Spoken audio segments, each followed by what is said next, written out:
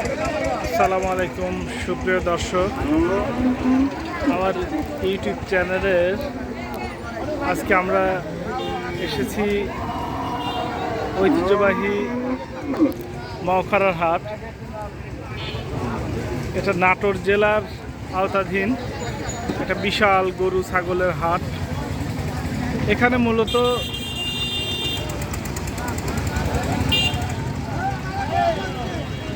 লালন পালন করার জন্য যেসব গরু ছাগল ক্রয় বিক্রয় হয় তেমন একটি স্থানে আমরা এসেছি। আপনারা দেখতে পাচ্ছেন অনেক সুন্দর সুন্দর ছোট ছোট গরু।